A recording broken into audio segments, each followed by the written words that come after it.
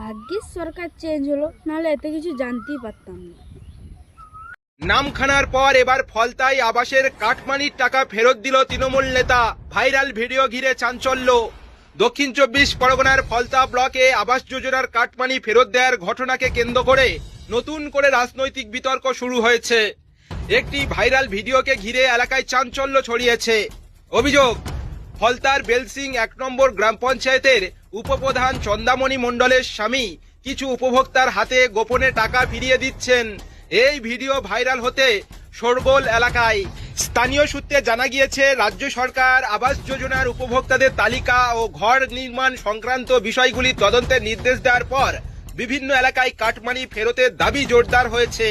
এরই মধ্যে ফলতার বেলসিং 1 নম্বর গ্রাম পঞ্চায়েত এলাকায় আবাস যোজনার উপভোক্তাদের কাছ থেকে নেওয়া কাটমানির টাকা ফেরত দিতে দেখা গেছে তৃণমূল নেতাকে। এর আগে নামখানা শিবরামপুর গ্রাম পঞ্চায়েত এলাকায় আবাস যোজনা দ্বিতীয় কিস্তির টাকা পাইয়ে দেওয়ার নামে উপভোক্তাদের কাছ থেকে 5,000 টাকার অর্থ নেওয়ার অভিযোগ ওঠে পঞ্চায়েত সদস্যর বিরুদ্ধে।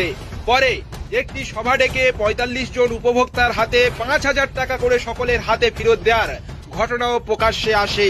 সেই ঘটনার পর এবার ফলতার ঘটনাকে ঘিরে নতুন করে আলোচনা শুরু হয়েছে। ভালো করে বল যে আমি যে টাকা নিয়েছিলাম ঘরের জন্য, আমি সে টাকা তোমাদের ফেরত দিয়ে দিলাম, আমাকে তোমরা ক্ষমা করে দিও। কেন আমি এটা অন্যায় করেছিলাম, ক্ষমা চেয়ে নিচ্ছি। এই তো হয়ে গেল। কাকা থামো, বলে না, যা টাকা তোমাদের নিয়েছিলাম সেই টাকাটা আবার ফেরত দিয়ে দিলাম, এর জন্য ক্ষমা করে দিলাম। কাকা